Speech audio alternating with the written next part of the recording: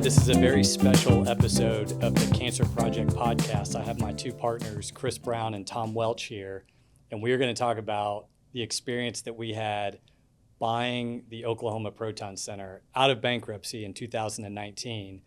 And for me, I think back on that period of time, 2018, working to try to buy the center and then ultimately being able to buy it in January as the most challenging thing that I've ever done professionally and probably personally too. What are your guys' reactions when you think about that period of time in our life? Well, I'll go first. I think back and I have this sort of visceral reaction. Some of the first things I think about were the three of us being on the phone at night with bankruptcy counsel. Because first of all, it wasn't supposed to be a bankruptcy. It was supposed to be a structured sale. It turned into bankruptcy because of these complicating factors. You guys had already left your jobs. I think I may have left mine through other circumstances, which we can talk about. We probably will talk about. But I remember the three of us being on the phone with our bankruptcy counsel, and I think we were paying $1,200 an hour.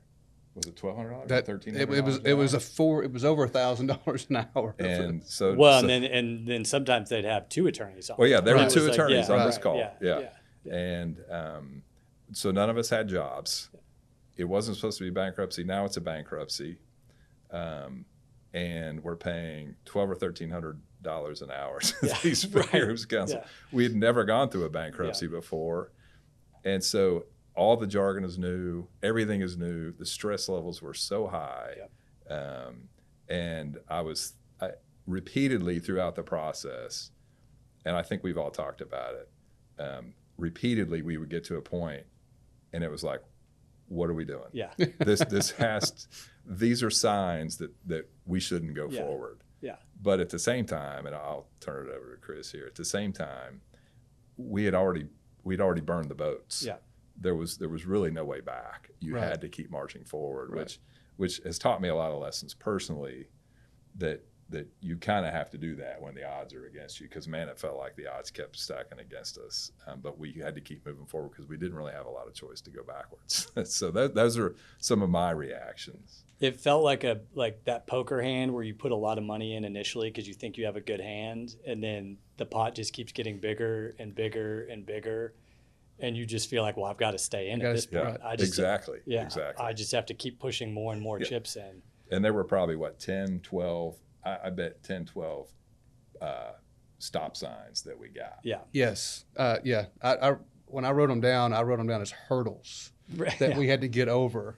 So stop signs is another good word. But, at every turn, specifically on the legal counsel, I remember having a phone call, and they told us on that call it was a $25,000 retainer. And so we're all on the call, right? And at this point, everything's a third, right? So we take the $25,000 and it's like, okay, divide that by 3, and that's the check I got to write today. And I remember the attorney saying to us, okay, well, when we burn through this, then we'll call and we'll have to have to replenish the retainer. So we did that. We all, sent in our wires, and 2 days go by and we get another phone call. And they say, okay, we've gotten through the retainer. And we're like, what? I remember that. Oh my gosh. So I was in the Nashville airport. I can still remember it. And I was negotiating with the attorney to let us pay one more retainer, but then to go at risk for us, and that we were good for it, and we ended up getting that. Well, that's one of those milestones or those stop signs when it was like, oh my gosh, this is going to cost way more than we anticipated, especially without a job. But yet we had to keep moving forward. And so we negotiated with the attorneys, right? And you so got it. It seemed like our attorneys. It seemed like we had to keep doing that over and over and over. I mean, the other thing that pops in my brain, a couple of things, was I had just let our former boss know that I was going to pursue this opportunity with you all. And no kidding, I walk out of that office, look at my phone, and David's text said, IBA just told us that we have to tear apart the cyclotron. Yeah. And I was like, oh my gosh, Yeah. I just basically quit my job. Yeah. And now we have to tear apart the cyclotron. Yeah. And lo and behold, we get through the bankruptcy, and we do the first ever field placement of the coil of an IBA cyclotron that they've ever done. Which also meant we had 0 patients. That's the other thing that sticks out in my mind. We had 0 patients on treatment. These memories keep coming back. I remember David and I sitting in front of Dr. Comfer in the conference room at the Proton Center. You weren't on that trip. And we were asking if RMA would be our radiologist. Yeah. And he looked at us and he said, no. Yeah. And he didn't think that we would come out on top in the bankruptcy, which we didn't know either. And we said, okay, well, we think that you're wrong, and we'll keep going. We were all professional about it. But again, one of those things. We thought we had a radiology group. We don't have a radiology group. Yep. But I think the other thing that happens is you get fortunate and you don't even know it, because we recruited Dr. Story, we recruited Dr. Chang. Yep. Now we have Dr. McLaughlin, and so we have really great physicians, better, I think, than we would have had otherwise. But those are, again, just some memories. So just to provide a little context for listeners that may not know what a cyclotron is, or what like the scope of this equipment swap out that we had to do. So the cyclotron is the particle accelerator that generates the beam of protons that we use to treat patients.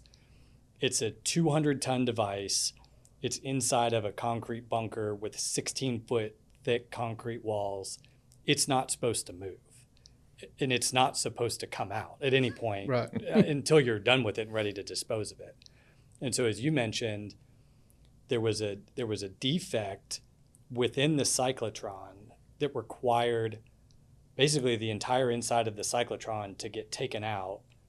These 100-ton magnets on the top and bottom to get taken out. There may be a couple cranes in the entire United States capable of lifting these magnets out, and then replaced with new magnets. And all of that had to happen. One, it was the first time that it had ever been done at a proton center. Two, we're paying payroll during that process. We're like, how fast can you get this done? This is like if you're doing the first open heart surgery of all time, and you're like, can you get this done in 2 hours? Also, like, we have it, like, so that was really stressful. And what I remember was standing on the mezzanine, watching the crane lower the new magnetic coils that are going to go inside the cyclotron. And they're lowering them down into place. And the first coil is coming down, and it's, close to 100 tons. And it's coming down. And there was an engineer with IBA standing next to me. And I said, well, it seems like we've got a small margin of error here. Like, you've got to fit it inside the cyclotron. And he was like, we can maybe be off by an inch or two one way or another.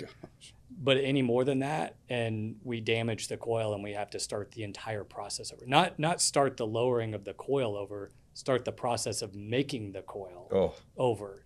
Yeah, I don't think I'd ever heard that. That sets it back, 2 months, right? Yeah, at least. And they've got this group of guys standing around the cyclotron, ready if this 100-ton coil starts to move to the left or right as it's dangling on this crane. They're somehow supposed to get it back in place. And so that was a really nerve-wracking. It took a couple hours for them to lower it down. They were going inch by inch by inch. Yeah. And that was at the end. That was like, everything leading up to that was just. We had radiologists. We had gotten through the bankruptcy. Yeah. We had raised the private equity. We had raised the bank debt. This was, and still it felt like success was still sitting on the edge of a knife Yeah. with this cyclotron. And then is it going to work? Is it going to turn back on? Yeah. You know? I mean, we had How long is that just gonna another moment that sticks out in my brain. Again, well after the fact that we got the deal done, was we had Dr. Yamamoto, who was great, and he didn't want to have certain procedures done with the patients that was sort of like the point of no return, because as soon as that happens, they have to get on treatment with so much time. And I thought, well, that's going to push us back another month. Yeah. And so I had to work with the nurses and work with Dr. Yamamoto to say, no, we've got confidence that protons are going to come out of this thing, but we still didn't know. Yeah. And so those are just, I mean, again, maybe there's 22 or 24 things. Yeah, right. 10 yeah, 12, yeah. Well, there was definitely no turning back at that point, but we were burning through. I mean, what was the run rate on cash per month at that point? Yeah. Over $1 million, probably. It was, yep. And one of our saving graces was with no revenue coming in. Well, we had the accounts receivable coming in, and we were fortunate that was more than what we had projected it to be. Yeah. We had some really old stuff that was coming in from some of the payers, and it was more than the number we had put on there, and so that really helped pay payroll while we didn't have any revenue coming in. So I want to step back a little bit. We've mentioned this bankruptcy a couple times. The whole process wasn't supposed to be a bankruptcy. Like that, no. That was a little bit of a last minute change. And I think, Chris, you and I were talking before we came on about that moment when we found out that this was going to be a bankruptcy. I remember it like it was yesterday. My oldest daughter's in 5th grade, and on 5th grade they go to space camp, and it just so happened to be the week of space camp, and so I'm down at space camp with her. This call with the bankruptcy consultant at that time, and the banker and a few others. You and I were on that call. Was like at 6:30 or 7 p.m. at night. Yeah. So I'm standing in a dormitory, because I'm a chaperone, in a dormitory room that there's 4 other 13-year-old boys that aren't there. They're eating dinner, and I'm standing there, and this call goes on for an hour, hour and a half, and the banker is just not happy. Yeah. But they're saying, "Yep, it's going to be a bankruptcy," and it's kind of like this is the first moment that the banker is hearing this news. And so she's having a visceral moment on the call. And she had a few drinks that evening. Yes, that was apparent. Yes. Yeah, so she's and so finally this call ends. Luckily the kids hadn't come back to the dorm yet, so we hang up. And like I hit end and I call you. Yeah. And both of us had the exact same thought. Yeah. Like now is the time to make a deal. Yeah. Because before it was a number, and it wasn't in bankruptcy. Yeah. But now that it's going into bankruptcy, that means a whole bunch of other stuff that we're not really sure what that means, but we know it sounds really bad, right?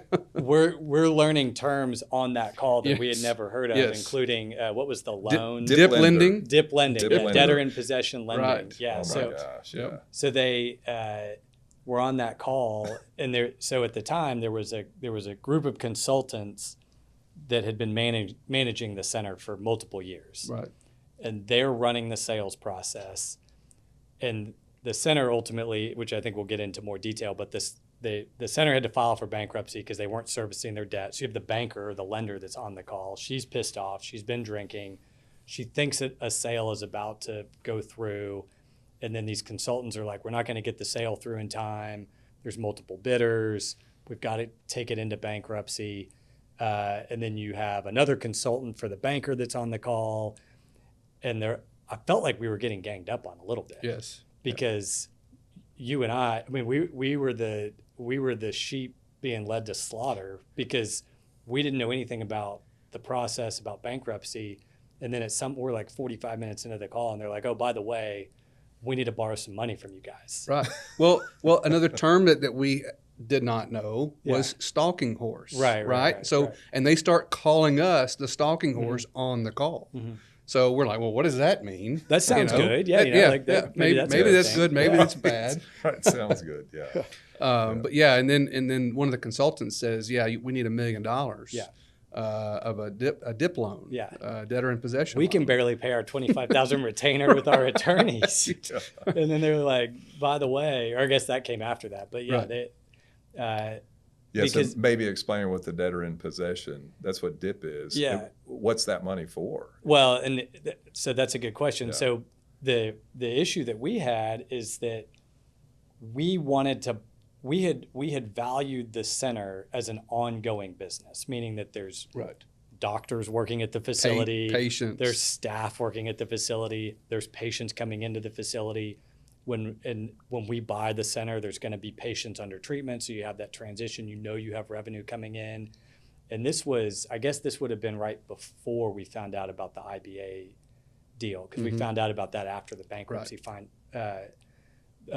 filing, and so part of the reason that we're going to file for bankruptcy is they were basically out of cash, and so we said, okay, well, we want the center to still be operational. So let's do a Chapter 11 structured bankruptcy versus a Chapter 7 where you're just selling all the assets and shutting down the business. And they said, okay, well, if we're going to make payroll and keep the staff around and like pay the electric bill and pay the landscaping and whatever all the expenses are, we have no money. We need that money from you. Yeah, the bank doesn't care. The bank's writing off their debt. They don't care if it's operating or not. So we are the only people who care. If you want to keep it operational, you have to fund the operations. And oh, by the way, part of the reason we're taking it into bankruptcy is there's another bidder. So you don't actually even know if you're going to get the deal. It goes into an auction. It goes into an auction. Process. And then theoretically, if there's a sale, you get your money paid back. But also there's a chance you may not get your money paid back. Well, you think about another major stressor, right?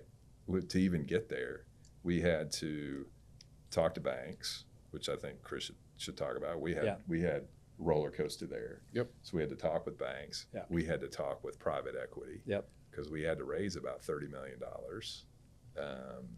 And so that wasn't a guarantee. Yep. So we're walking into the auction. I think we walked into the auction and we just had a term. Did we have a term sheet? We had a term sheet. Or was that before the bankruptcy sale hearing? Was that at the auction? I think it was the auction. We did have a term sheet. Yeah.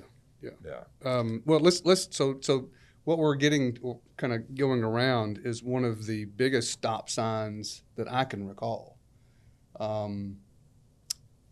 Right after, so we had come out to Oklahoma City, like you said, we had talked to the banks, we had talked to private equity. Things were lining up, right? We had a term sheet from a local bank. They needed us to pay a fee on that term sheet. Right. I think it was $10,000. Yeah. And then again, a third. Yeah. Right? And so then I make the payment. There's the bankruptcy. And so then right after the bankruptcy announcement, I call the bank and I say, okay, we need to start working on this or working through the term sheet. And the bank says, sorry, now that it's in bankruptcy, there is no term sheet. Right. You don't have a term sheet. And I said, well, hang on. Like this, But this is a good thing. Yeah. But you said, and we paid the money. Right. And then they said, yeah, but we don't know where this bankruptcy is going to end up. So I'm sorry, you don't have a term sheet. Yeah. And that was a very large stop sign for the three of us, right? Yeah. Because then it was like, what are we going to do? Yep. We have to have a term sheet. We have to be able to prove to the bankruptcy judge that we can close. Yeah. Right. And I think our private equity guys were still there, even though we were going through the bankruptcy. They were still fine. But it was the bank that was loaning, and it was, I think the total number was was it 29 million? It was 29 Yeah. million. Is where we ended up. That's where we ended Yeah. up. So Yeah. 15 million loan, Yeah. 14 million from private equity. So 14 million was still there, but the larger number, the 15 million, wasn't there anymore. Right. And it's like, what are we going to do now? You know, and as you said earlier, we've got our chips We're stacked so in, on this table. Well, and I remember, so Chris and I were flying home, and luckily you had called your friend, Yeah, Bill. Bill Burrell, Yeah. and he said, "Yeah, I can get you a term sheet." Now it'll say subject to Right. a lot of provisions, Right. But Chris and I we somehow got seats next to each other going home. We're drafting the term sheet Oh, yeah. that we want to give to Bill. Yeah, Say, yeah, this yeah, is what we yeah, need. yeah. And he came through. He did. He came through for us. Yeah. So now we go to the auction with a bank term sheet. Yeah. Yep. And I think we might have had some tacit approvals by our doctors that they were going to join us. Well, and we would not have been allowed to participate in the bankruptcy auction if we had not gotten that term sheet. Yeah, we had to be qualified. We had to, Right. we had to prove that we had funding. Right. So I think this is actually a good point to step back a little bit and talk about how we even got involved in this mess. So I remember, so we were all working together, and this is where we met, was in Knoxville, Tennessee, at a healthcare company there. And really that company was focused on building new proton therapy centers. So we had the Proton Center that we had built in Knoxville. We were getting ready to open a Proton Center in Nashville, Tennessee. We were working on funding a Proton Center in Orlando and then exploring other projects around the country. And I had started my career in proton therapy back in 2010 at the Oklahoma Proton Center. At that time, it was the ProCure Proton Therapy Center. And so Shortly after it opened, right? Yeah, shortly after it opened. So 2010 to 2013, I worked there and then moved to Knoxville to join the team to help operate the center in Knoxville. And so there was a point in 2018 when the consultants that were managing the Proton Center in Oklahoma City decided we need to sell this center. And there was a couple of challenges. One, that center had cost $126 million to build. So there's all this debt on the facility. They were doing some great things clinically. They'd had great clinical outcomes with patients. They'd never been able to service the debt. They weren't even paying all their operating expenses. They were treating about 300 patients a year. And to just put that in perspective for the listeners, we're up to 750 patients a year now. So the point being is that they weren't treating the number of patients that they needed to even cover operating expenses. So they said, okay, we have to sell this center. The challenge was, well, Oklahoma City is a relatively small market for a proton therapy center, and the center is physically attached to the Integris Cancer Institute. And the Integris Cancer Institute, or Integris Hospital, was a minority owner in the facility and said, we don't want to be involved. We don't want to be an owner. But yet this facility is attached to their flagship cancer center. Right. So there's no other local buyer. There's no other hospital system in Oklahoma City that wants to buy this. At the time, the sellers were looking for $40 or $50 million in a sale for a facility that's not even covering their operating expenses. So there was almost no buyers. Ultimately, that worked in our favor, Yeah. right? Right. I mean, it's some of those things you look back and you think that we were so fortunate because someone else, I was convinced the whole time, someone else is going to buy this because it made so much sense. And so the fact that it was attached to Integris really prevented other buyers from doing it. So I mean, you can look back at a lot of these things and you think, wow, we got so fortunate to get past some of these. I didn't mean to. No, that's good. And just to kind of run through this quick, I went to our boss and said, hey, I think we should have a parallel strategy of building new centers and buying distressed centers. Right, yeah. And he was an opportunist. And so, he said, okay, well, let's take a look at it. And we went through this whole due diligence process, and we spent 3 or 4 months going out there, looking through financials, interviewing doctors. At one point, there was even a letter of intent, non-binding, but a letter of intent to potentially buy the deal. And then I think you remember sitting at this restaurant in Knoxville, the Bistro, and this would have been July, like towards the end of July. Right. Yep. And the writing was on the wall that the company that we were with was maybe going to pass on the deal. Well, I had worked for our former boss 20 years before. Yeah. So I had known him for 20 years and sort of knew that if it wasn't his idea, it probably wasn't, he wasn't going to follow through. Yeah.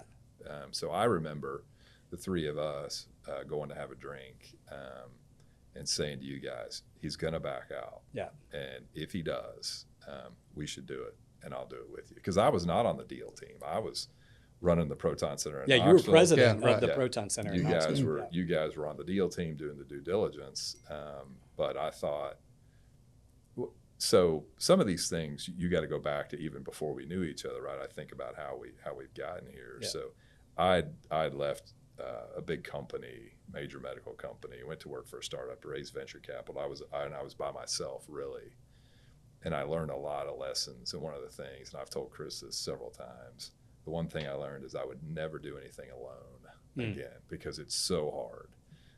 And I thought, okay, I worked with you guys for about 5 years in Knoxville.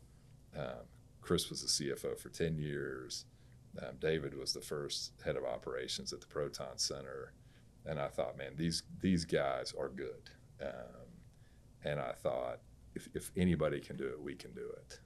And so I was maybe not as confident as I'd like to be, but I was confident if anybody could make it work, we could. Yeah. And so knowing what was ultimately going to probably happen with our former boss backing out, I still didn't think we were going to win the deal. Right. Yeah. I remember being on a golf course in the rain, and David is talking to the private equity guys and I'm like, I'm not even on the call because I'm thinking we're never going to get this deal. Oh, yeah. Because when our former boss backed out, we had to convince the private equity guys, you're no longer working with this company of people. Right. Now you Right. just get to work with us three individuals. Right. So they're Yeah. like, we don't even know who these guys are. Yeah. Right. And we had to convince them, which was true, Yep. that you're getting a better end of the deal because now we are dedicated. Yeah. I mean, we are basically, for all intents and purposes, moving here. Yeah. This is our only focus. Yeah. And luckily, with David's, I guess, just determination, Right. we were able to convince them that we were worth a shot, and it paid off. Yeah. I'm jumping around, Yeah. but I know Chris was going to talk about ultimately the payoff for those guys, but.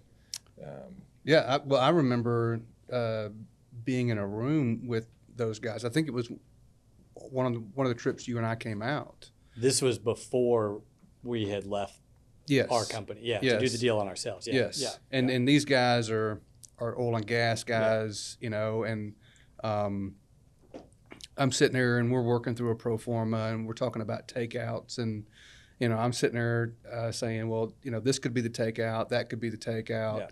And I say, you know, I don't know about the number, like the dollar amount, but I doubt you guys will have something like this that has such a high percentage Right. as a return. And one of the guys quickly corrected me and said, well, we did a trailer thing. That's the trailer deal. Trailer Yeah, thing yeah, that had like yeah. a 16 or a 17X or something like Yeah. that. So we didn't do that, Yeah. but Yeah. ultimately Everything that we did got benchmarked back to the trailer yeah, deal. the trailer Yeah. deal, right. Yeah. Right. But when we did, and I know I'm fast forwarding now, but when we did take them out in 25 months, so we took the private equity money, we borrowed the money from the bank, we took that as our capital, and we ran, and then in 25 months we go to the tax-exempt bond market, which I'm very familiar with. Had done three or four transactions back at our previous company. Those guys got a 3X in 25 months. Yeah. So it's not a Which is- 17X. Yeah. But Still pretty free. but still pretty good over a 25 Yeah. month. You put $1 in, you get $3 back in Yeah. 24 months or 25 months. Yeah. You do that deal every time. And that was with COVID in the middle. Correct. Yes. Yeah, COVID yes. in the middle of that, which we had Yep. to basically pause everything. Right. Yeah. Right. Yep. So we have the conversation at the bistro, and you're like, "Hey, our old company is going to back out of this deal. We should go do it." We didn't know what we didn't know at that time. We were maybe a little naive about what we were getting into. Naive, absolutely. Ambitious too. And so I remember July 31st, our old boss sends out an email to the deal team, and he's like, "We're done. We're not going to do this. This is not our company's focus. We need to focus on these other projects." And I was pretty resolved at that point to go and try to do this deal ourselves. And Chris, maybe talk a little bit about, because you had kind of separately resolved to leave, Yep. But we didn't know that we were each Right. thinking that ourselves. And so 2 weeks later, we're back at the bistro. Right. Well, let me, because this is a story I don't know if I've ever told the two of you guys. Okay, yeah. So that happens, like, I think it's the last day of the month Yeah, of July July 31st. That's when the term sheet went, and so it was turned down. At that point, that email comes out. I call my dad, and my dad lives in North Carolina at the time. So, and I'm in Tennessee.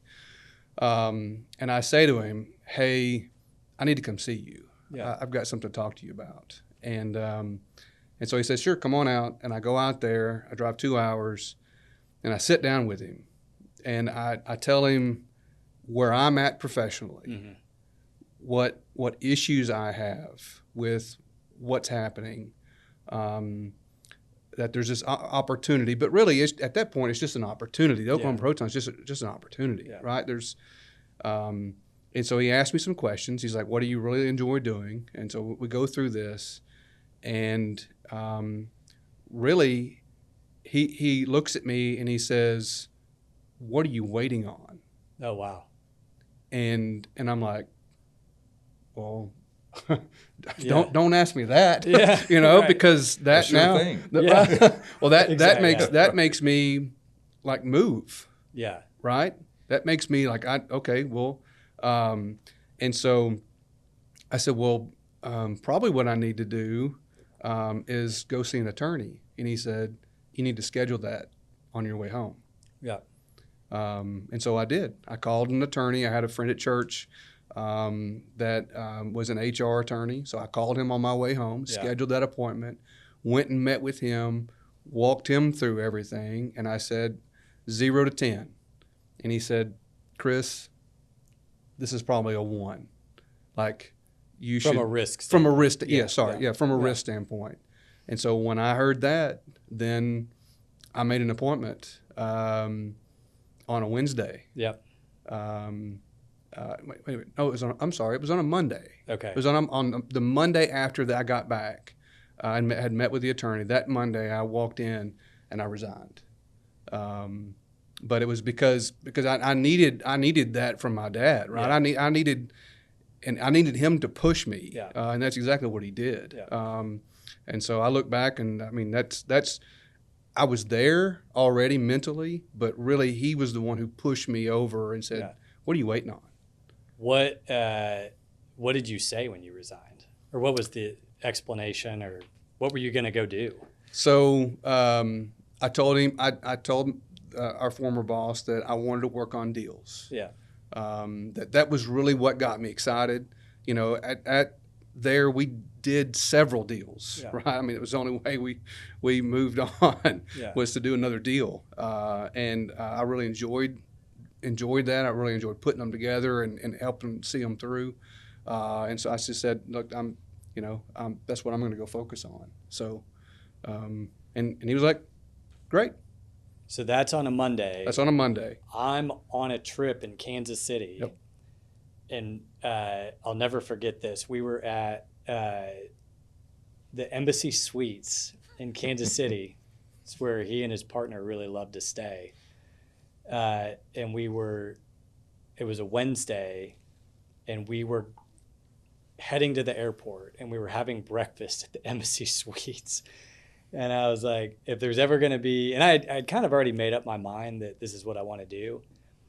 And I was like, well, the senior leadership of the companies here, and I'm having breakfast with them at the Embassy Suites.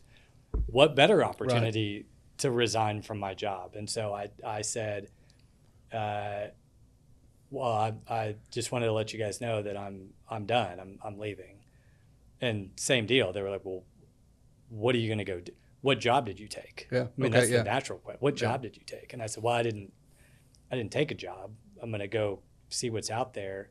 And, and I brought up the Oklahoma deal. I was like, hey, I have a personal interest in that center. I may go see if I can put that deal back together. Don't know if it's going to happen or not. We had no money committed at that point. And then it was that. So you resigned on Monday. Right. I resigned on Wednesday. Right. Friday, we're at the bistro. Right. The three of us. Yeah. And so talk a little bit about that. We're sitting there. Yeah, we're sitting there. And I think I told Tom. I knew you had resigned. Yeah. And I knew you had resigned. Yeah. The two of you didn't know that each right. of you had resigned. Yeah. Right. And so I think Tom, you asked me a question like, hey, why don't you tell David what happened on Monday? Yeah. I looked at you and I said, well, I resigned. Yeah. And then you looked at me. I was like, oh, no way. Crazy. I did too. Right. And then I was like, what? Yeah. And you were like, what? But that was good. I don't know if that hadn't happened the way that it happened. Like I look back and there's always like the dominoes, like what dominoes it's like the meme where it's the little domino and it falls and the bigger domino, and then the biggest domino is maybe refinancing the center. But there was like these little dominoes that had to fall. And I think if we both hadn't done that pretty close to the same time, right. Because Tom, you talked about the team aspect. Like I could not have gone out and raised the money in Oklahoma without somebody else doing it. And especially somebody like you who had been the person raising the money before as the CFO of our former company. You had this rapport and this relationship with the investors and knew how to raise money. I mean, You've been a part of raising hundreds of millions of dollars.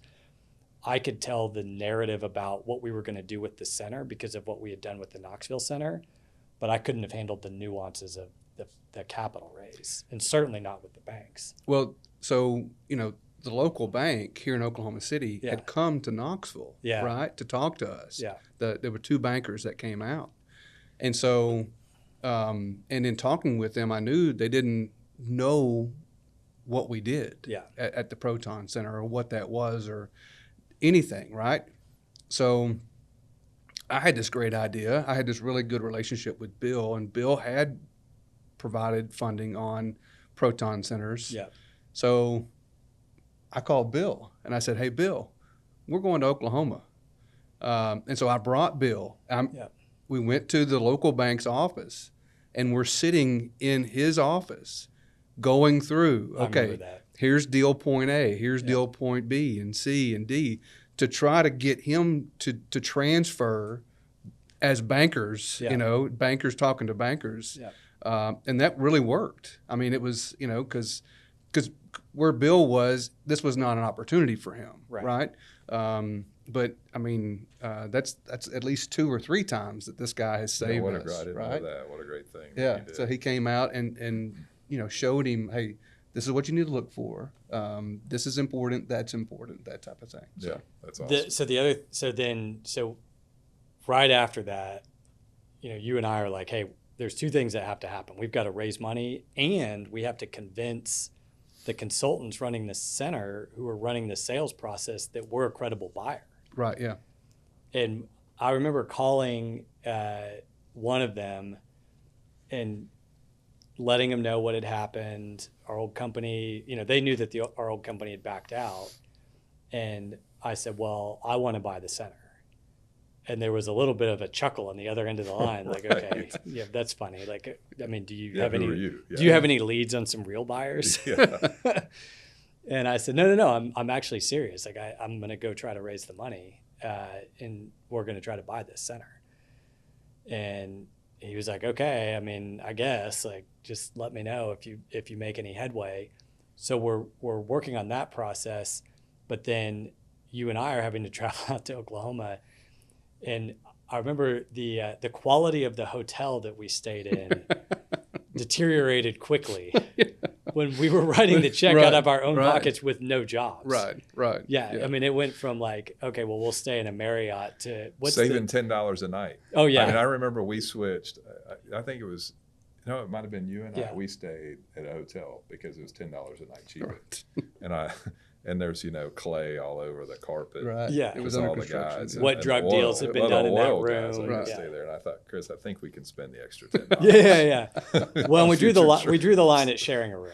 So that was That's right, true. Yeah, no, we were true. like, No. we're not. Although you and I shared when we first came out here to meet the private equity guys to convince them to work with us instead of, rather than our other company because they backed out. You and I did share a room. That's right. Yeah, we shared a room. That's I did not know that. We were real short on cash at that point. That was like save every last penny.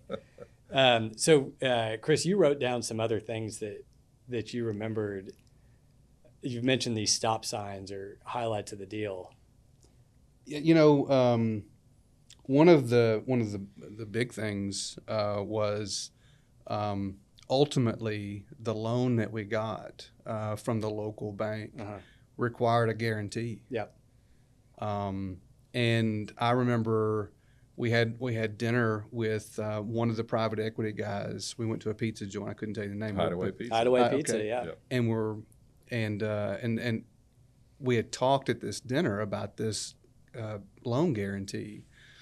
And I remember the investor, as we were walking out, he was like, well, private equity we don't do loan guarantees. Right. So good luck figuring that out. Yeah.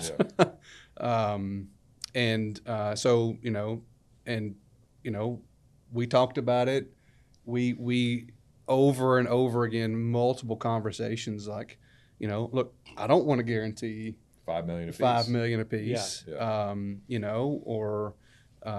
And so, we came up with a creative solution that the three of us got comfortable with that really didn't put our families at risk. Yeah.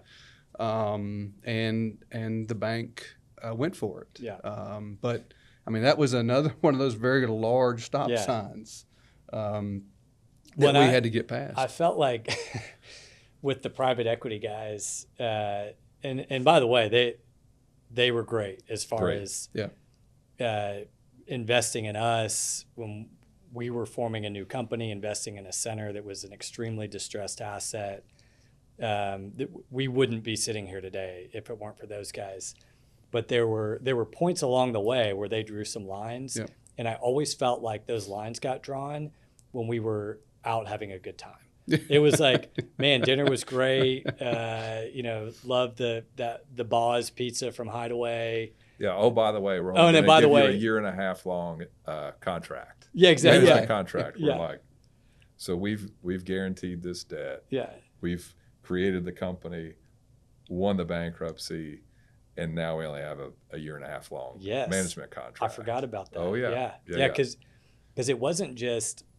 There was the component of buying the center, which of the $14 million in equity, we had to put money in.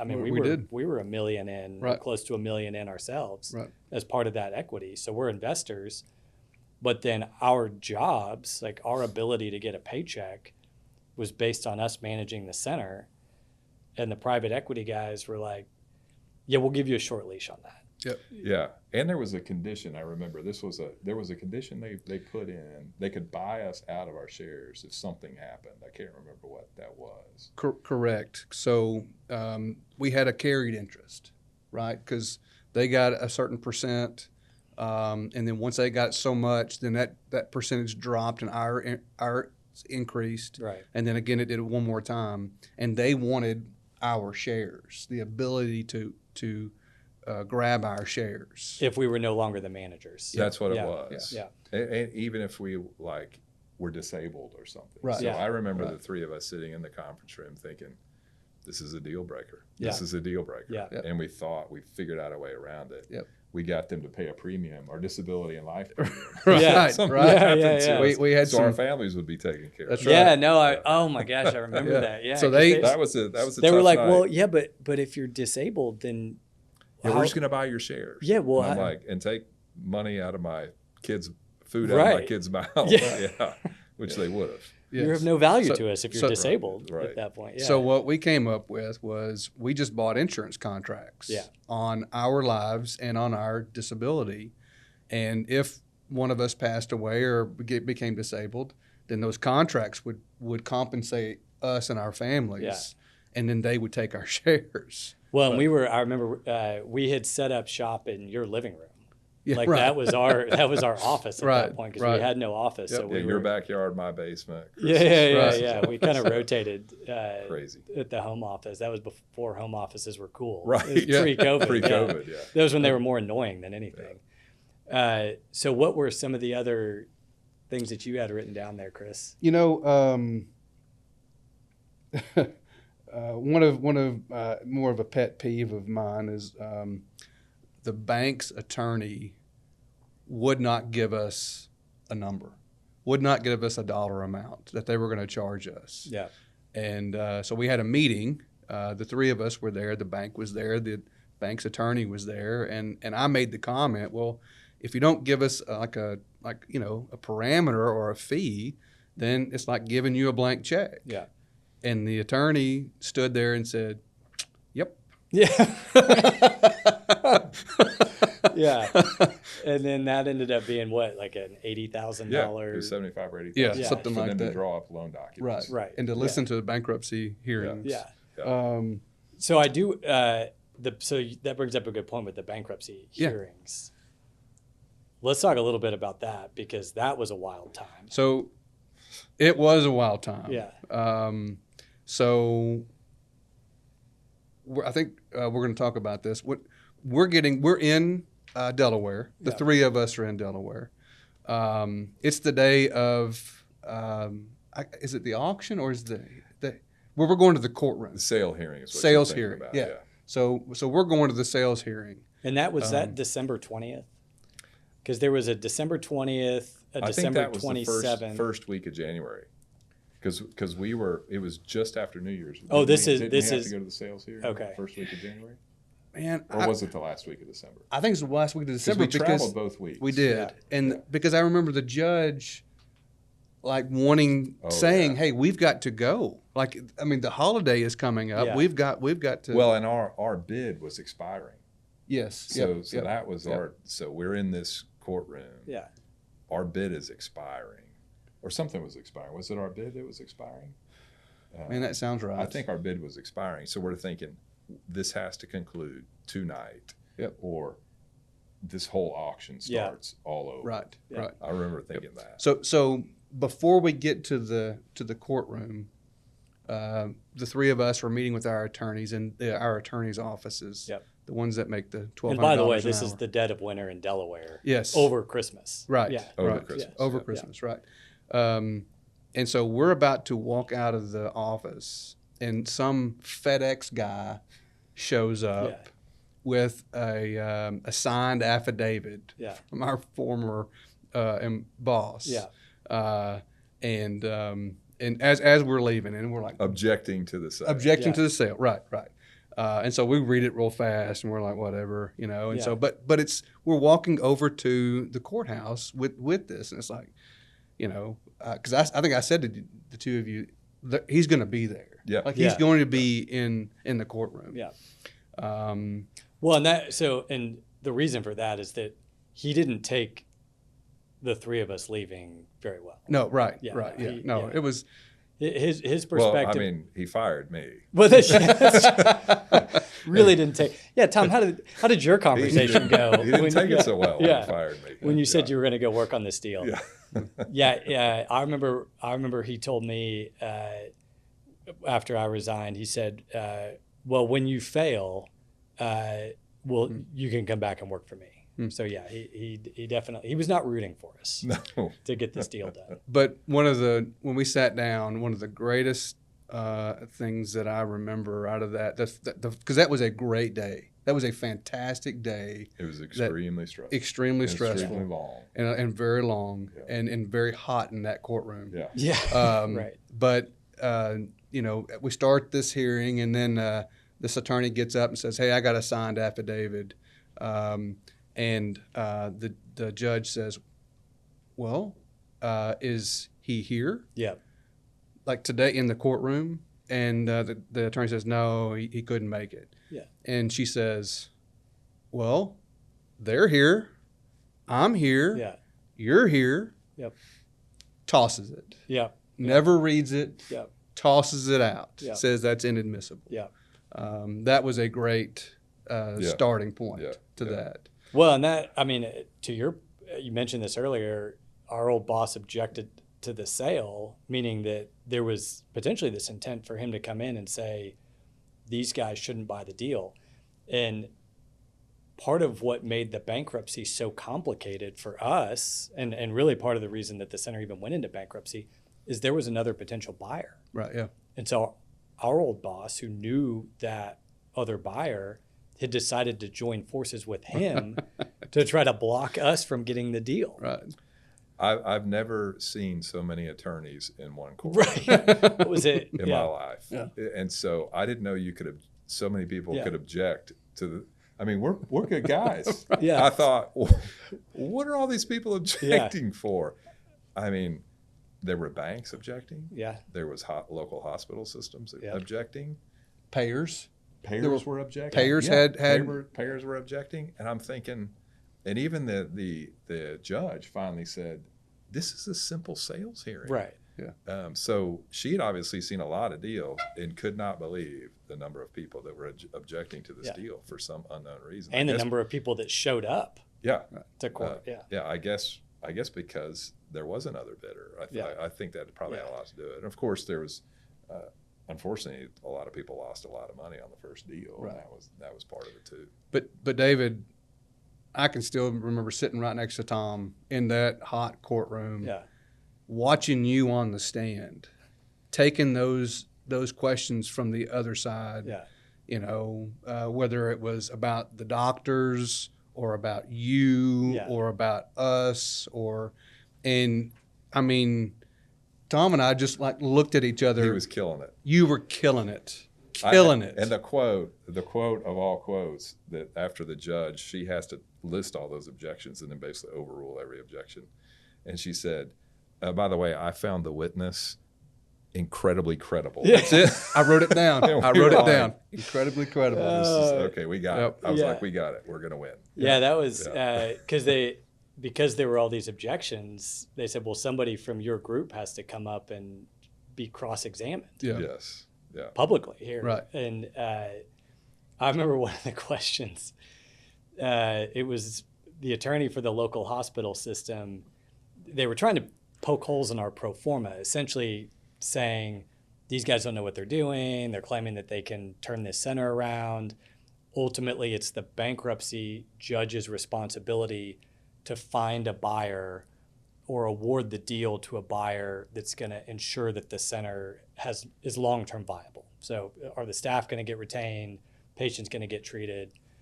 And he's trying to poke holes in the pro forma. And the attorney said, well, I don't know how we could have any idea what the payroll is going to be. He said, well, like they could be way off on the payroll number.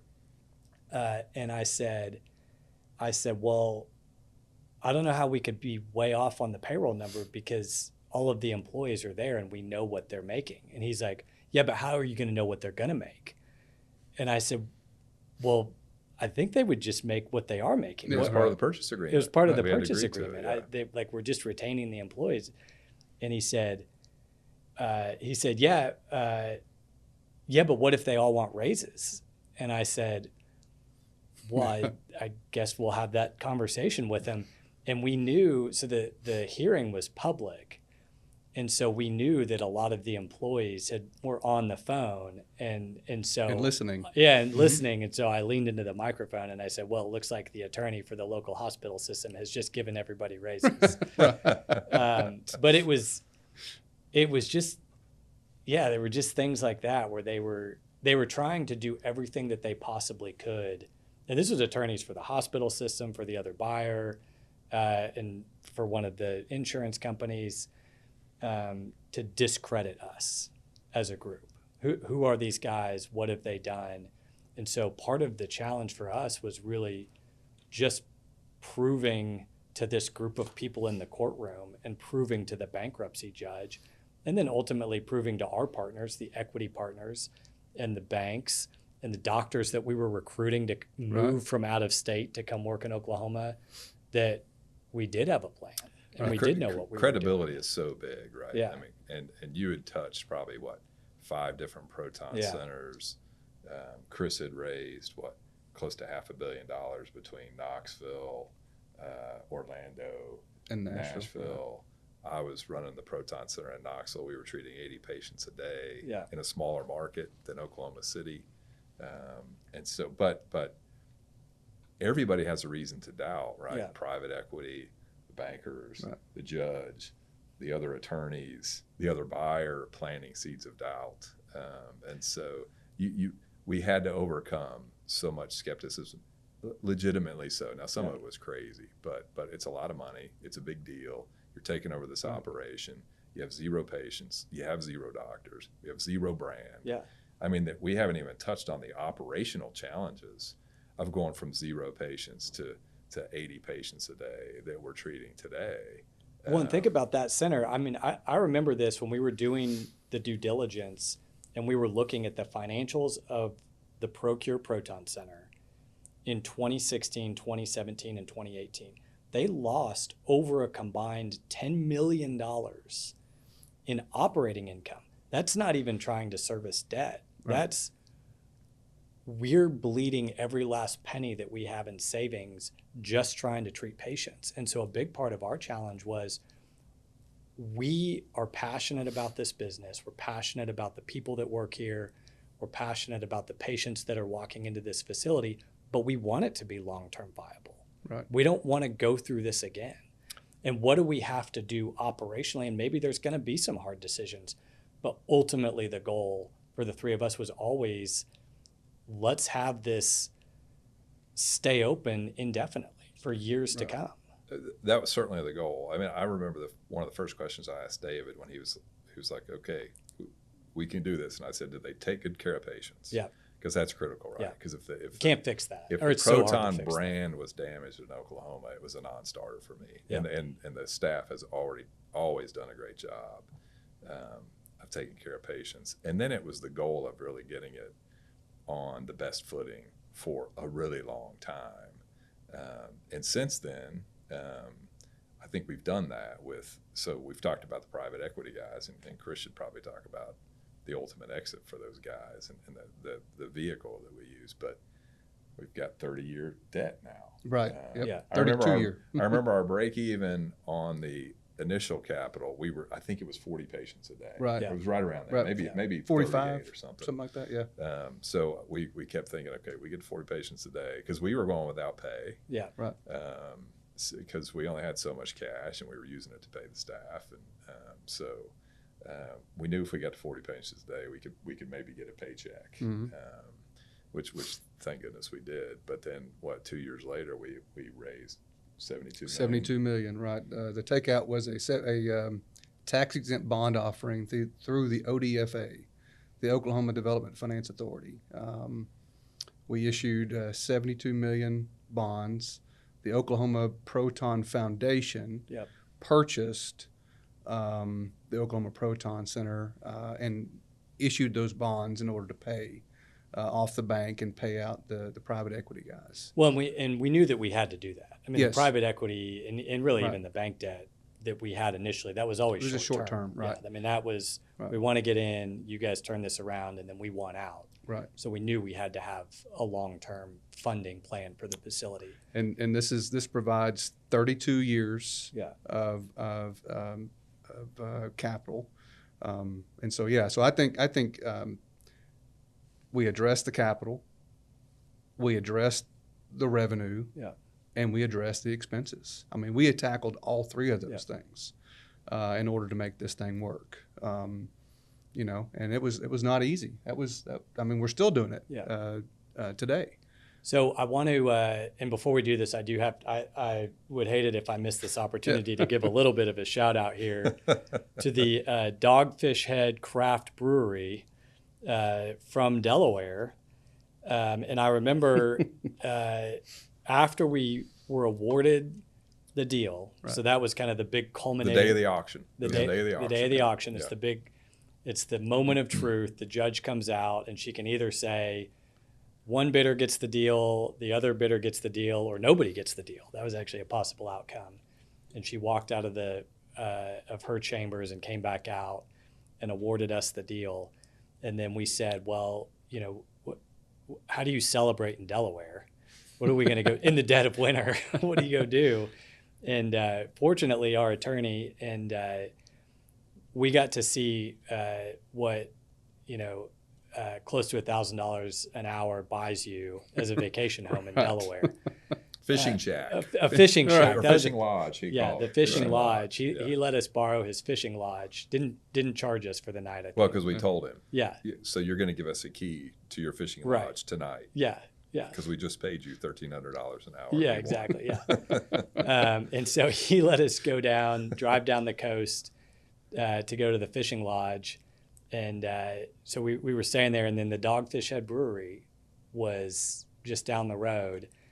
And so we drove down there, and I tried all the beers at that night. I was like, whatever you guys have. We were like, what's the stuff in the back that you haven't even brought out What are those yet? things called? The Flights. Flights. The flights. Yes. Yeah, we did the flights. I think we each got 3 or 4 flights. I still have those. I saved them. Really? They're at my house. Yeah. Where we would write down the names of the beers on the flight cards. I saved them. That's cool. I bought a couple of special IPA glasses that had Dogfish Head, the Dogfish Head logo, and I still have those. So in honor of that, I have the Dogfish Head 30-minute light IPA, but they do need to bring back Namaste. Yes. Please Dogfish. Yes, please Dogfish. Your best beer. Yeah, exactly. And distribute it to Oklahoma too. I think my head still hurts from that night.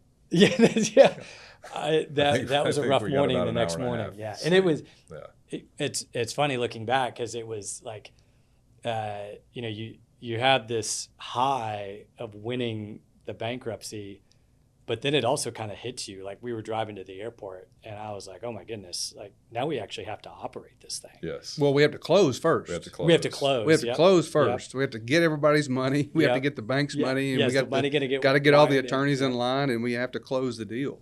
Get the doctor's agreements done. Yeah. There was a lot to get done over the next few weeks after we had been awarded the deal. But as you guys look back over the last few years, what are some of the things that you're most proud of, or maybe successes is another term? Because I feel like we've done a lot since we bought the center. Yeah, so I wrote down successes. Yeah. You know, so 2019 January, we bought the center. So in 2020 we started Blue Orca, which is a marketing company.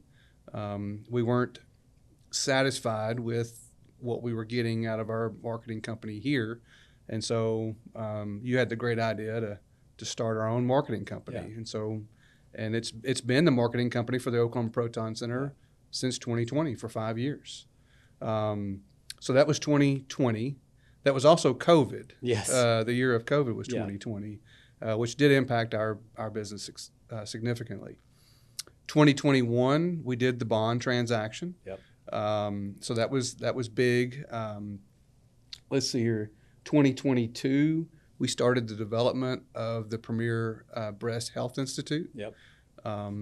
25,000 square foot building with breast imaging on the bottom floor. So that was 2022. Then Premier opened in 2023, so a year later. Also, and then in 2023, we had the Genesis Care transaction. Yep. So there were 3 locations that Genesis Care was going bankrupt, and so we purchased the assets of those 3 locations and started operating those as Oklahoma. We were experts at that point. Yeah, right. Buying stuff out of bankruptcy. You know, it was old hat. Didn't scare us. Yeah, exactly. Yeah. So, so that was 2023, and some successes that I'm really excited about are the recent ones. In 2024, so you know, we as a country we've experienced this inflation. Everybody has, right, with what's happened, and so you know, in 2024 we started seeing some of the vendors that the Proton Center uses come at us with much higher increases in contracts and renewals. And so we do what we always do. We get creative and we pivot. So we created our own IT company in 2024. So that's been fantastic. And then in 2025, we created our billing company. So again, same thing. Billing company comes back to us and says they're going to double our rates, and we say no, thank you, and we pivot and create our own billing company. So we've been busy. I mean, it's always been about, it always comes back to the Proton Center. That is what is best for the Proton Center has always been our mentality. Yep. So creating these companies and creating these service lines, and the Proton Center is better because of those things. Yeah, and I think so. Just maybe starting with Blue Orca and the marketing company, we mentioned earlier that the Proton Center was treating about 300 patients a day in the 5 years before we purchased it. Last year at the Proton Center, so not any of the other locations, just at the Proton Center, we treated 650 patients. Wow, yeah.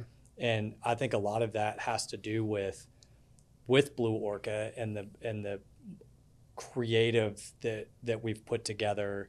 It's compelling, it's impactful, but we've also done it in a very cost-effective manner. And we've had the opportunity with Blue Orca to help some other Proton Centers out as well. And I think that's something that maybe we'll have the opportunity to do more down the road. And then certainly the billing company, I mean, maybe talk a little bit about that. I mean, we took over the billing in January, and that's a big transition. Right. That's a complicated process. Right. But we've had a lot of success even just in 6 months. Yeah, and in 6 months, we just put together the board material, right? So this is off the top of my head, but 6 months year over year. So January through June 2024 to 2025. In 2025, our collections have increased 24% over the same period in 2024. If you'd have told me that we, one, wouldn't have a hiccup, two, that we would be flat, I would have said, that's a fantastic day. Yeah. But to be up, to not have a hiccup, and to be up 24%, that's blowing the doors off. Yeah. That's better for everybody, right? But I want to go back to Blue Orca, because when you said that, it made me remember you were able to bring on the King as Blue Orca and as Barry Switzer. Oh yeah, Coach Switzer. Right. I mean, that was one of the first things that Blue Orca did. That was great because Coach Barry Switzer, legendary football coach, he actually had a really good friend that got treated at the Proton Center. Buddy Bell, and Buddy had a great experience, and Coach Switzer came up to the Proton Center a couple times with him. It was like, hey, what's going on here? What are we doing? And I had the opportunity to meet him, and he got really passionate about the facility and the care that his friend got. And that was a great partnership. And now we have a great partnership with Shannon Miller. Yep. Olympic gymnast and gold medal winner from Edmond, Oklahoma. And so that's a really exciting partnership that we have going forward with our breast center, Premier Breast Health, and then with the Proton Center. Yeah. Those are huge, right? I mean, those are huge deals. Yeah. To land that as part of the marketing company. So what are you, so Tom, for you looking back, what are some of the things that you're most proud of? Of course, the new business, the new functions, it's hard to argue. Those are fantastic. I think about some of the smaller steps along the way. I was thinking when Chris was going down his list, things that seem small now but were huge deals. We had to negotiate payer contracts when we first started, and we got, when we came from Tennessee, we had 0 payer contracts. I mean, think about that. So. And now we have contracts with really every payer. And so we landed the United contract. That was a huge deal. It took over a year to do that. So Coach Switzer, you talk about him as a partner. you know, he had a good friend that got treated at the Proton Center, and he came up a couple of times. And I will say what was interesting about starting the marketing company is that none of the three of us were really intimately involved with marketing when we were working in Knoxville. I was more operations and then business development. Tom, you were operations. Chris, you were the CFO, handling everything on the finance side, obviously intimately involved in the development side. And as we were divvying up roles, there's three of us, and it's like, okay, well, who's going to do what now that we've bought this center? There was kind of this thing lingering. And I was like, hey, development, I can do that. We'll get out. We'll talk with physicians. Maybe there's some other deals that we can do in Oklahoma City. But it was like, okay, well, who's going to do TV ads? And you had the previous experience, right? You knew their names. You knew what quality they did. I remember that because you were like, well, and I think you might even have showed us an old commercial.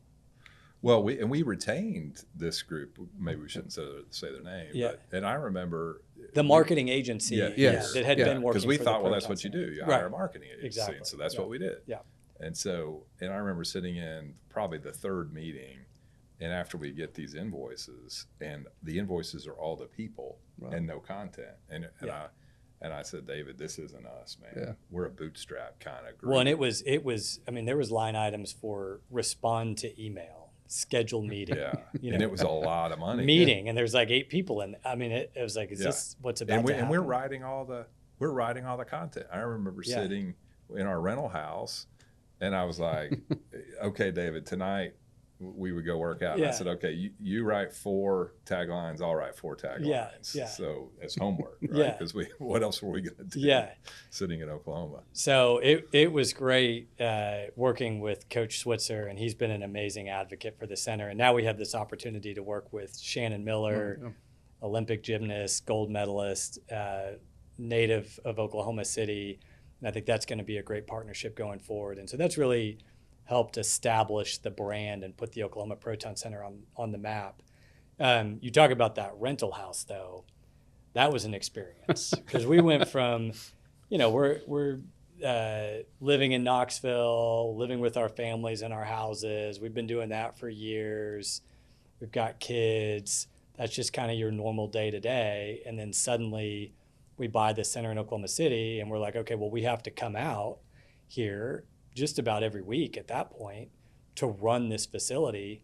I think it was in the loan agreement. Yeah. With the bank. I think they said one of the three of us had to be on site every day. And we can't keep staying at the courtyard. Right.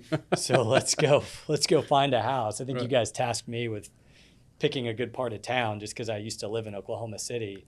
Well, we talked you out of a condo downtown. Oh, well, that's right. I was like, well, I'm going to live. How much work were we going to get done? Downtown? I was like, David, no, we'll stay near the. I'm going. I'm going to be living my best life in the condo downtown, walking distance to the bars. Yeah, you were like, oh, no, that.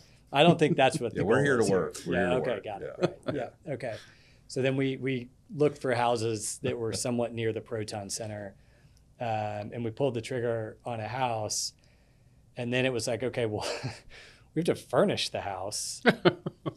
What are we going to do? Oh, my gosh. I'll never forget it. I'll never forget it. So I think it was just David and I here that week. And David goes through, Amazon doesn't have a catalog, but if they did, he went through it. The kitchen catalog. And so we were here opening box after box after box. Right. And it's cold. We have no furniture. Yeah. We're sitting on lawn chairs. It's February. These canvas, camping chairs. And I'm looking at this mountain of cardboard. There was a mountain of cardboard taller than me. It was 7 or 8 feet tall. And I'm thinking, and I'm away from home, and I'm like, what have I done? This is my existence now. I'm in this strange city. I'm away from my family. We've signed up for this. We've committed a lot of money. We have no other, this is our job. What have I done? Well, and we're still bootstrapping at that point. Well, you have no furniture. And so it was, we didn't go get the furniture that's already put together. We got the furniture. Why would we do that? We had to put the furniture. We're not going to pay someone to put it together. No, we had to put it together. And I prioritized our collective comfort by getting a big TV, really fast internet, Right. and some TV trays and some lawn chairs. So, if you came to visit us in those first few weeks, or really probably the first month or two, and came into the living room or came into the house, what you saw was 3 lawn chairs, 3 TV trays, a big screen TV, and some really fast internet. Yeah. And then you softy moved. Right. You moved back to Oklahoma. Yeah. So Chris and I still use those TV trays. Oh, well, good. Absolutely. Hey, we don't have a kitchen table. So these were we don't have a kitchen table. high quality a TV sofa, trays. Yeah. Recliner. Shout out to and whatever TV trays. shout out to whatever Chinese company made those TV trays. So they've lasted 6 years. Well, and we all still have the nightstand, the Amazon nightstand, the Amazon lamp, Right. the Amazon chest of drawers. Yeah, we had matching furniture. Yes, we did. Yeah, we did. Yeah, matching headboards, matching dressers, matching. Yeah, it was 3 of everything. So, yeah, that was. But we laugh about it, and throughout my career, I'm older than you guys. There's been a few instances where I've truly had synergy with someone, and I believe in synergies. 1 + 1 = 3 is a really powerful thing. It's a very rare thing. And that time in the rental house, when did you move back? How many months in? Well, did you move back? Year and a half. Yeah, so we bought this. We closed on the deal in January. So January 22nd of 2019, we closed on the purchase. And then I moved back around May of the next year because it was right during COVID. So a year and a half. Yeah. We're So all it was a- three. so yeah, it we're would've all been a year and a three. half. We have Yeah. one car. Yep.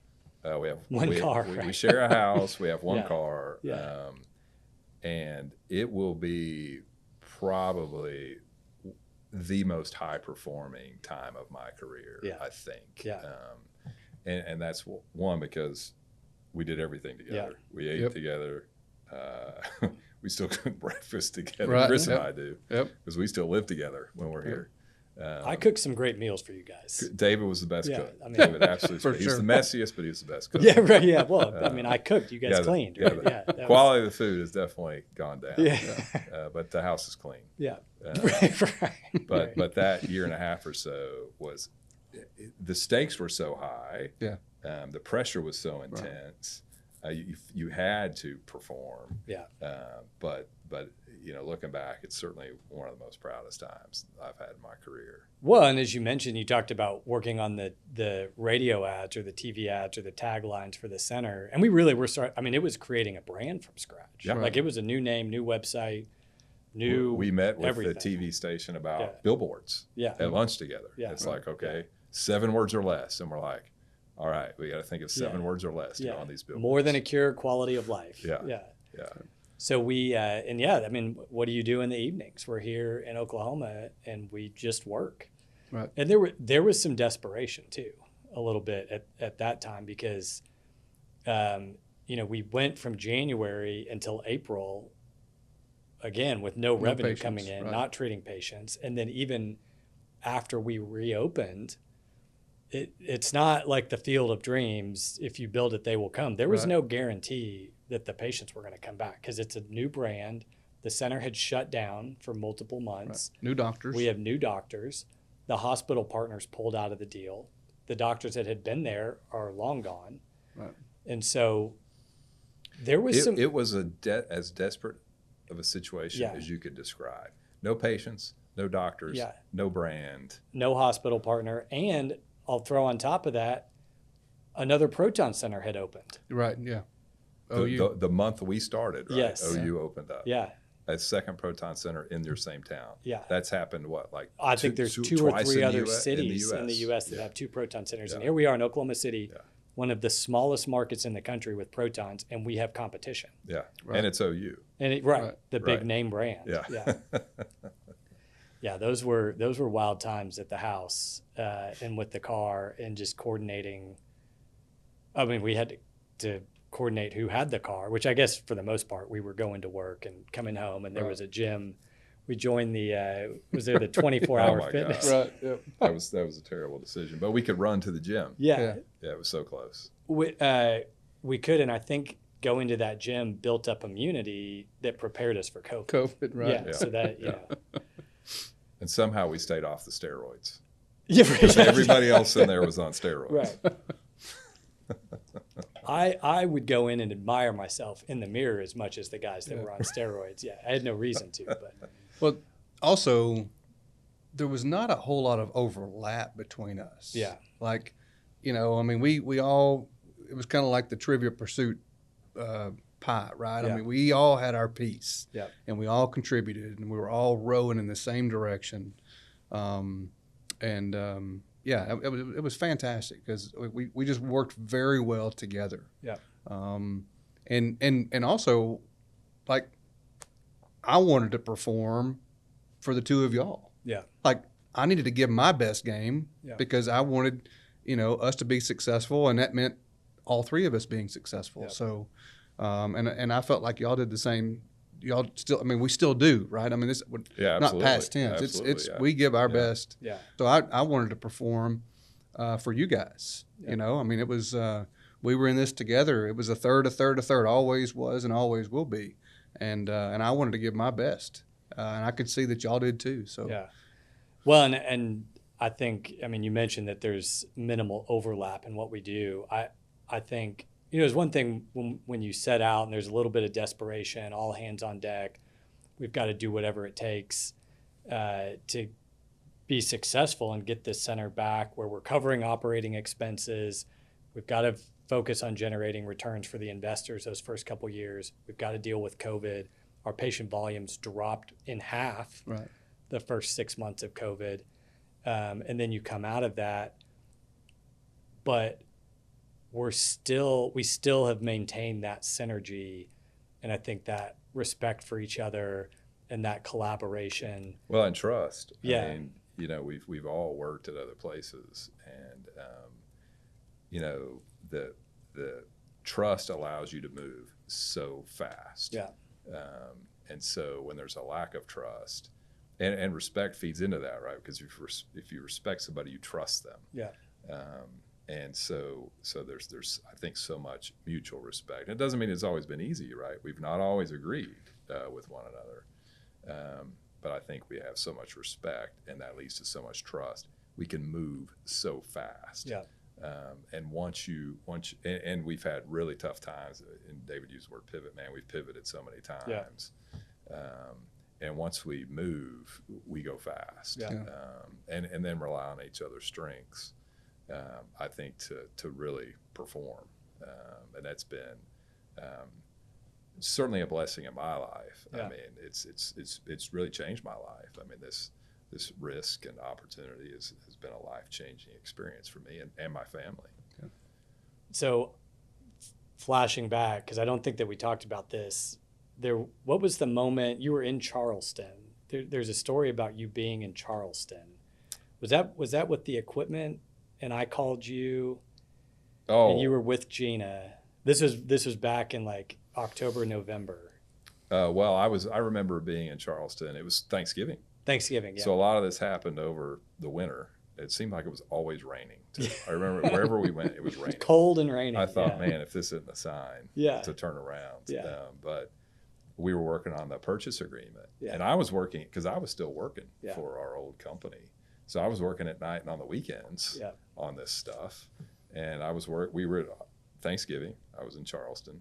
And I told the family, you guys are just going to have to go. I've got days worth of work to finish this purchase agreement.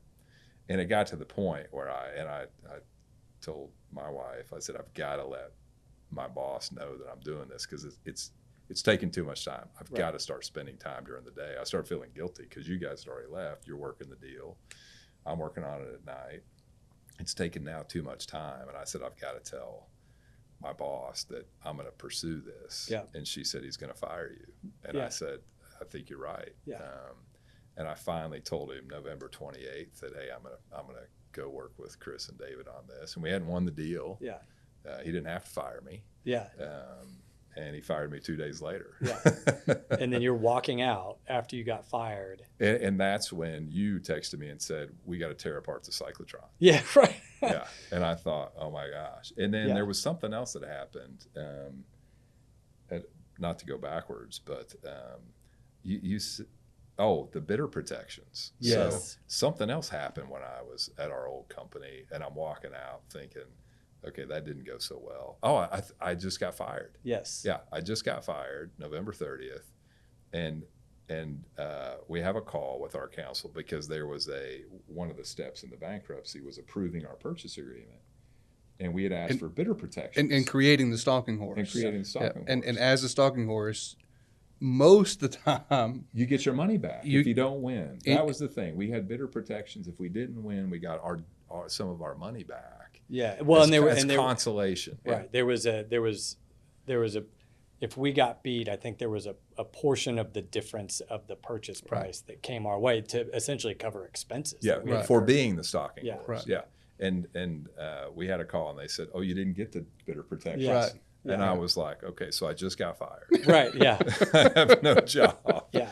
And the one piece of security to cover all these expenses are these bidder protections, and the judge overruled the bidder protections. Yeah, and we're staring down probably $500,000 of expenses Easily. each. Yes. Easily. Each, yeah. Easily. Yeah. It was a ton of money. Yeah. Did I tell you David outed me for not having a job to my children? No. Yeah. No, So I would get up and I would go work in the basement.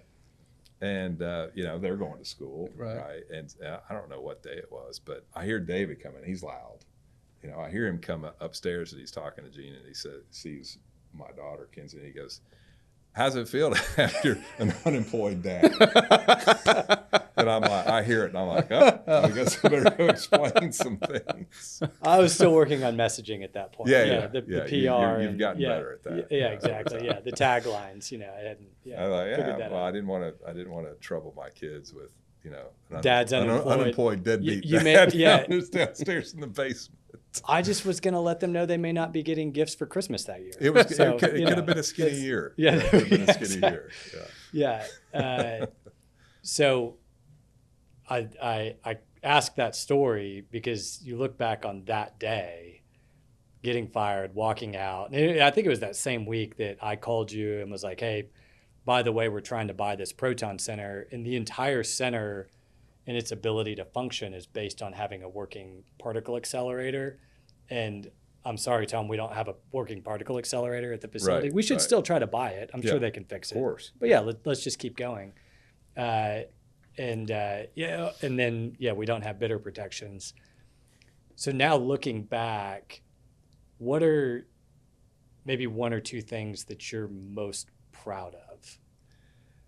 It's tough. As sort of the operations guy, a lot of I do a lot of the grunt work. I feel like, which is fine. That's sort of my thing. But I think some of the big things, the payer contracts in Knoxville, we had none, and so here, I think I stalked the regional United rep for almost a year. we got and I finally got a meeting with them. We got a contract.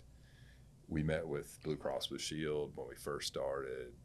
We had the existing one from Procure, but we've since changed that. That took, I think, almost 4 years to change the contract. And those things make a big deal, right? Where you're able to treat more people, you're able to help more people. The other thing that sort of sticks out in my brain, and everybody contributes to this, obviously, is in Knoxville, we're so reliant on marketing and self-referred patients.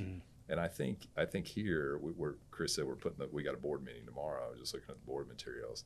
I think probably 65% of our inquiries are physician referrals. Yeah. Wow. And so think about that, right? We've really validated our Proton Center, who we are, who our staff is, and it's so much better. Like when a patient's referred by their physician, you have instant credibility, right? And that's evolved over time. And that's the inversion of Tennessee, right? Yeah. It was 2/3 were self-referred, a third were physician referred. So we've really done a great job of meeting the physician referrers where they are, making them realize we're partners instead of competitors, and that was not the same thing in Tennessee, which made it a lot harder. and the 800 patients that I think we treated last year total. That's not just in protons, but total. You know, that's a result. One thing that Chris reminded me of was, you know, RMA, the group that told David and I no, right to our face. It's not that they wanted to think about it. It was no. We're not going to work with you. We have thought about it. It's no. Yeah. About a year in, they wanted to treat patients at the Proton Center. So that was a true testament, I think, to what we've achieved, and validity and good care, and for them to, and we finished a professional service agreement with them that gave them privileges at the Proton Center, which again, validation to everything that we sort of and some great doctors with that group. Great doctors. And, You treat more. It's you great to help have more them people. back. I mean, we wouldn't. I would say this: no way would we have started this venture if we didn't believe in the medicine of proton therapy. I mean, if we were twisting paper clips, you know, we wouldn't have done this. We wouldn't have traveled away from home for this many years. This many. I think I was telling Chris. I think I've probably traveled here 160 times. Yeah. You double that for the trip home. This is over 350, between 350, 400 times I'm traveling back and forth. That's a lot of time in the airport. It's a lot of time in the airport. And you don't do that unless you really believe in what you're doing. And we have great people. And so that helps it too. We've got a great staff. We've always had a great staff, who care about the patients. And that's inspiring too, right? So that sort of keeps you going. You know, that's one of the things that I'm most proud of is with our staff. When we took over, actually right before we closed on the loan to purchase it out of bankruptcy, we had an all hands meeting in the conference room. I'll never forget it. And you know, this staff had been through multiple iterations of management. And nothing ever stuck. A president a year. I think they averaged a president a year. And so they sit us down. They don't know us, right? And we're doing all this stuff, you know, behind the scenes and trying to get the deal. And the staff is there wondering, like, who are these guys? And they know you because you used to work there, but they didn't know us. And so we're sitting there, and I'll never forget this. Like, I'm looking, and there's like they're just like they're doubters. You know? And that's what they've evolved to, right? And finally, one of the ladies, she's retired, but she was there, and I remember I was like, look, just give us a chance. You know, we'll prove to you that we are good operators, that we can do this, but just give us a chance. And I remember saying, you know, if you looked at their 401k, they had never gotten a match. Right. It was always a discretionary match, and guess what? It was never given. They had not had merit raises in like 5 years. And they hadn't gotten a bonus in 5 or 6 years. And so I remember us saying to them, look, this is how we envision this in the future, is that you'll get a non-discretionary match. It won't be you will get the match. There will be merit increases on an annual basis, and then there will be an incentive plan that you guys can achieve. And we've done all those things. So I'm very proud about that we took a situation where the employees were not well taken care of, and now they are. Well, that's a great point. And there were some folks who probably, you know, you think about what that center went through, the ebbs and flows and ups and downs, mostly downs. A lot of good people will leave. Certainly we had a lot of dedicated people. Some people probably maybe not should have been there anymore. And so you have to sort of deliver that bad news, and that impacts your, you know, the way people view you. And that was hard to do. I mean, some of those people have been there a long time, but so, and you look at the staff today, this is what, almost 7 years. This is almost 7 years, and most of them don't remember all that because they weren't there. Right. And it's a much more well-oiled machine now. It's busy. Yep. And they're great. And so fortunately they don't have to remember all that bad Right. stuff, but there's still, I don't know, 20% of the people who were probably there when Yeah. you were there originally. Well, we've added service lines. We do brachytherapy now. We Right. do ultrasound ablation. We do traditional radiation. We've opened up an ocular melanoma Theranostics. program. Yeah, we're doing theranostics. Yeah. So we've added the breast center. So we've added a lot of programs as well, which I think is exciting. We do procedures at the facility, which has Yeah. helped us develop relationships with some of the referring physicians. Yeah. I mean, those things add up. So, Chris, anything else that comes to mind for you that is something that you're proud of, or maybe what are things that you're looking forward to over the next year or two? Look, I'm a numbers guy, Yeah. right? I mean, I again, back to the board material. In 2020, that was our first full year, Yeah. right? Because 2019 we started in April, and so we only got a little over 8 months. 2020 net revenue, $19 million. Yeah. And now that was a little bit of COVID, but that was our first full year, right? We just published financials for the Proton Center for the first 6 months of 2025. Almost $17 million in Oh, wow. net revenue. So a full year, 5 years ago, $19 million. Yeah. First 6 months in 2025, almost $17 million. Yeah, that's amazing. That really is and I think one thing that's amazing about that is that we're living in the field of oncology, and specifically radiation oncology, in a decreasing reimbursement environment. right. So we get paid less per patient Right. today than we did in 2020. And yet you just talked about we've almost had the same amount of revenue in 6 months that we did in 12 months, Right. 5 years ago. So, Yeah, that's I mean, amazing. and that's a testament to our employees, and that's a testament to the marketing. Yeah. That's a testament to our doctors. Yep. And our brand. I mean, we treat these patients like, like they're the only thing that we have. I think I wanted to say this earlier. I was talking to the front desk, Tessa at the front desk, and she said that we just had a patient from UK Yeah. that came in that was treated as a 10-month-old. Yep. And now he's 10. And the parents came. They're on another episode. Another episode of the Cancer podcast. Project. Okay. Yeah. Shout out to the Cancer Project podcast, a previous episode that'll be released. Yep. So Same. the parents, so the kid does not remember, Yeah, right? I mean, he was 10 months when he came and got treatment, and now he's 10 years old. But the parents remember.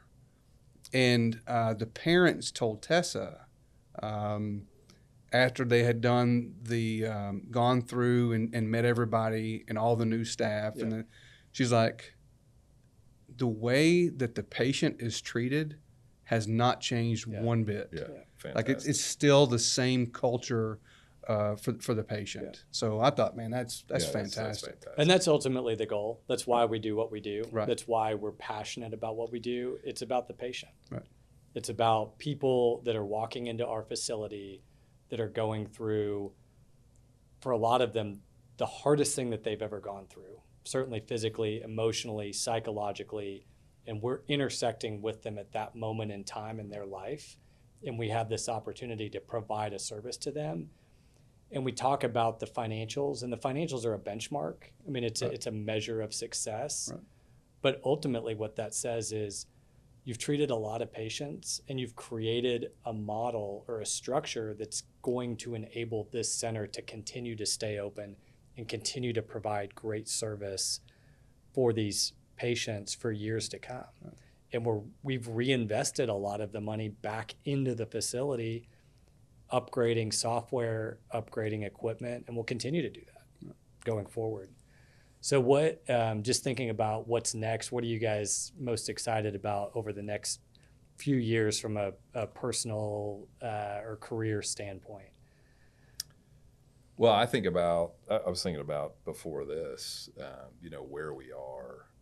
So we even have another opportunity, right, we're working on now to add a location. Yeah. And so we are the largest non-hospital based radiation therapy provider in Oklahoma. Yeah. By a long shot. Yeah.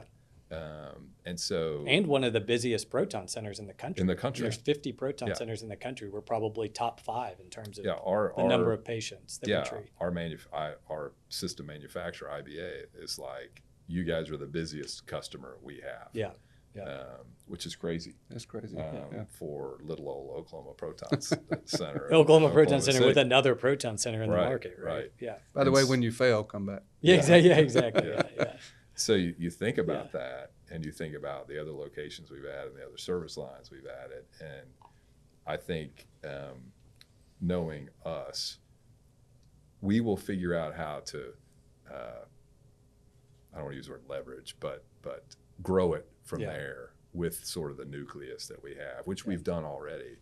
And some of those opportunities were opportunistic. I mean, they came to us. Of course, we had to figure out how to get them done. But I think that's exciting. I think the other thing, cancer therapy, I think is going to change a lot over the next 5 years. None of us are physicians, right. So we won't go there in the technical details. But imaging is changing. I think there's a lot of activity around. We do theranostics now at the Proton Center, which is interesting. It's early stage, right? There's really only one major indication for it. But there's a lot of work in that space. And I think we're perfectly positioned to try to leverage that going forward. So, of course, the doctors will have to drive that. But I think that'll be interesting to see how we sort of fit into that landscape over the next, 5-6 years. Yeah. Chris, what about you? I'm really excited about the new companies that we've created the last 2 or 3 years. I think the Oklahoma Proton Center as a customer for those companies is a great launching pad. Yeah. Right. But also those companies are giving the best service back to the Oklahoma Proton Center. Like we've got IT service like we've never had before.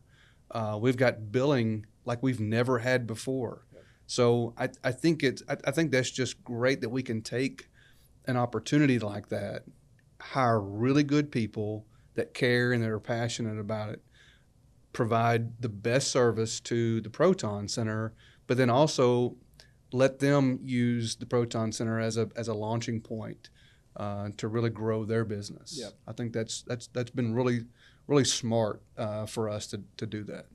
Yeah, I think that's exciting, and for me, I'm still, and I know you guys are too, really passionate about proton therapy, and we get to see day to day the clinical benefits that treatment modality provides for patients, reducing side effects, improving outcomes, potentially even as a recent MD Anderson head and neck study demonstrated, extending life for patients. And so I think creating more access for proton therapy is going to be something that we are very well positioned to do. We have a lot of experience. We've been able to operate a center very successfully for a number of years in Knoxville, take that model to Oklahoma, improve on it, expand on it, successfully operate that center. And I'm excited to get involved with other proton projects down the road. Yeah. So, well, I really appreciate you guys coming on. Yeah, this has been fun. Yeah. My first podcast. Yeah, mine too. Well, you guys were great. I think this may need to be a recurring episode. We can opine on anything that's going on. Wow. We may venture into sports, politics, whatever. Can we talk about Coldplay and the? We could because that's all over. We can talk about politics. Could be dangerous. We could talk about proper concert etiquette. Yeah, exactly. Politics. Yeah, just about anything. So, well, again, thank you, Tom, Chris. Loved working with you guys, and also loved doing this podcast with you guys. Yeah. Thanks, Dave. Thanks for having us.